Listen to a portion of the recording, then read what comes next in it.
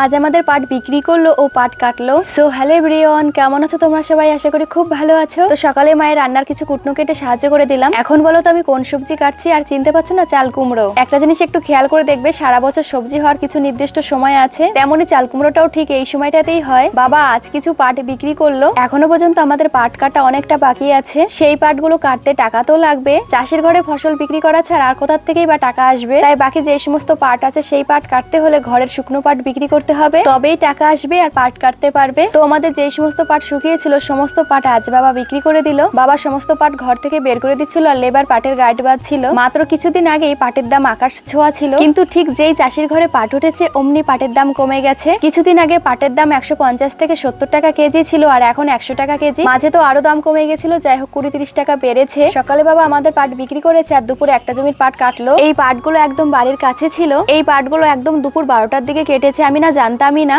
এইখানে আরে আমাদের ভেজা পাট মেলা ছিল, সেই পাটের কাছে এসে দেখি এই পাট কেটেছে। কেটে আটি বেঁধে অন্যরায় পুকুরে ফেলে দিচ্ছে, আর আমার বাবা সাথে সাথেই পাটের জাগ সাজিয়ে নিচ্ছে। এখন পুরো দুপুর 2টো বাজার, প্রচন্ড রোদ আর গরম, এর মধ্যে এরা কাজ করছে। আমাদের এই দিকটাতে বছরের 2টোর সময় এত কাজের চাপ পড়ে যে অনেক দূর থেকে লেবার আসে। এই যেমন এরাই সারাদিন পাট কাটে, এছাড়াও অনেক দূর দূর থেকে লেবার আসে। এরা হয়তো দিনে এক একজন 3000 থেকে 4000 টাকা ইনকাম করে, কিন্তু খাটনিও প্রচুর পরিমাণে হয়। এই যে এখন আমাদের এইখানকার আরের পাট শুকিয়ে গেছে, আমার বাবা যেহেতু জলে নেমে পাটের জাগ সাজাচ্ছে, সেই কারণে আমার মা শুকনো পাটগুলো আর থেকে নামিয়ে দিচ্ছে, আর আমি আর ভাই ঘাড়ে করে নিয়ে যাচ্ছি বাড়িতে। অনেক ভার তো, সেই কারণে আমি এইভাবে দুয়াটি নিতে পারি। আমার ভাই বাবা আরো অনেক বেশি নেয়। এই যে এখন শুকনো পাট ঘাড়ে তুলে নিয়েছি। চলো বাড়ি থেকে কতটা দূরত্ব সেটাই তোমাদেরকে একটু দেখাই। এই যে পুকুর, তারপর জেঠুদের বাড়ি, তারপর রাস্তা, তার ওই পাশে আমাদের বাড়ি। হয়তো 200 কিলোমিটার হবে। আর 200 কিলোমিটার এইভাবে ঘাড়ে করে নিতে নিতে না ঘাড় মনে হয় ছিঁড়ে যায়। আজকে খুব রোদ আর খুব গরম, আমাদের অভ্যাস আছে, কোনো অসুবিধা হয় না। কষ্ট হলেও পেটের দায় তো আমাদেরকে করতেই হবে। তো যাই হোক, ভিডিওটা কেমন লাগলো জানিও। দেখা হচ্ছে পরবর্তী কোনো ভিডিওতে। ততক্ষণের জন্য টাটা,